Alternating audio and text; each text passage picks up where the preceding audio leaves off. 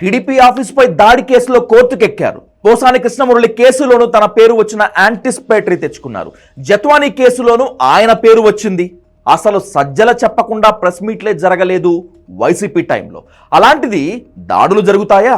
అయినా ఇప్పటి వరకు సజ్జలను అరెస్ట్ చేయగలిగే పరిస్థితి రాలేదు. అది కూటమి సర్కారు ఉదాసీనత లేక వ్యూహాత్మకమా తెలియదు. కానీ ఇప్పుడు మాత్రం సజ్జల అరెస్ట్ తప్పదనే అనిపిస్తోంది. ఎందుకంటే లిక్కర్ స్కామ్లో జగన్ అరెస్టుకు రంగం సిద్ధమైంది. అంతకుముందే సజ్జలను అరెస్ట్ చేయాలనేటువంటిది వ్యూహంగా కనిపిస్తోంది. అందుకే ఆయన భూ కబ్జా కేసు విచారణ స్పీడప్ చేశారు. కడప కలెక్టర్ ద్వారా ఆ కేసును చాలా వేగంగా నడిపిస్తున్నారు. ప్రభుత్వ భూమిని 62 ఎకరాలకు పైగా సజ్జల ఆయన కుటుంబ సభ్యులు ఆక్రమించుకున్నట్లు అధికారులు ఇప్పటికే నిర్ధారించారు. దీనిపై విచారించి చర్యలు తీసుకోవటమే మిగిలింది. ప్రభుత్వ భూమిని కుట్రపూరితంగా ఆక్రమించుకోవటం పెద్ద కేసే అవుతుంది. ఆ సెక్షన్లు పెట్టి అరెస్ట్ చేయవచ్చు.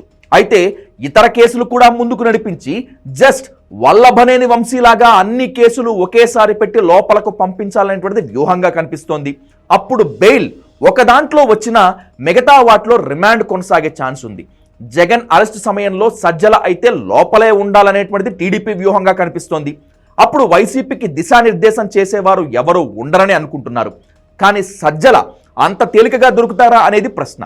ఎందుకంటే ఆయన పదవీ సలహాదారుడు మాత్రమే. నిర్ణయాధికారం ఆ పదవికి లేదు. కానీ ఆ నిర్ణయాలన్నీ ఈయనే తీసుకుంటున్నారని అందరికీ తెలుసు. అయితే చిక్కుల్లో పడేది మంత్రులు లేదా ముఖ్యమంత్రి. ఈయనకి ఏమీ కాదు.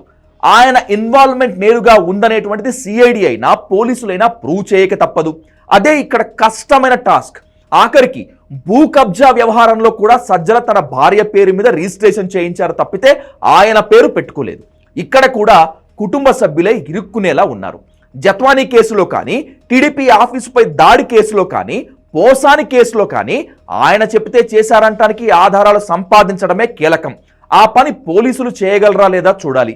ఇప్పటి వరకు ఉన్న సమాచారం ప్రకారం మాత్రం అలాంటివి సేకరించడం కష్టమే. మరి సజ్జల అరెస్ట్ ఎలా సాధ్యం?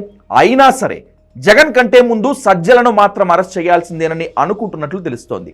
మరి న్యాయపరమైన చట్టపరమైన చిక్కుముడులన్నీ ఎలా విప్పదీస్తారో చూడాలి. ఒక్క సలహాదారుడికి నిర్ణయాధికారం ఉండదు.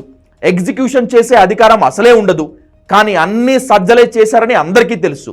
నిర్ణయం జగన్ తీసుకుంటే అది ఎలా అమలు చేయాలో చూసింది సజ్జలే అని చెప్తారు. మరి ఎంత చేసినా చట్టానికి చిక్కకుండా ఉంటారా? ఎలా చిక్కించుకుంటారు? ఇదే అసలు ప్రశ్న. ప్రతి వ్యవహారంలో ఫోన్ రికార్డులు, సీసీ ఫుటేజ్లు లేకుండా అన్ని జాగ్రత్తలు తీసుకుంటున్నట్లు తెలుస్తోంది. ఎవరిని బెదిరించాలన్నా వీడియో కాల్ ఒక నెంబర్ నుంచి చేయిస్తారు. ముందే అక్కడ ఎవరూ లేకుండా చూసుకున్నాకే మాట్లాడతారు. ఆ వీడియో కాల్ రికార్డ్ అయితే తప్ప దొరకరు. ఎవరైనా వైసీపీలో వాళ్లే రికార్డ్ చేసి ఉండి బయట పెడితే ఆధారం దొరికే ఛాన్స్ ఉంటుంది. మరి అలాంటివి ఏమైనా దొరికాయా? అందుకే సజ్జల అరెస్ట్ త్వరలో లీకులు వస్తున్నాయా? చూడాలి మరి.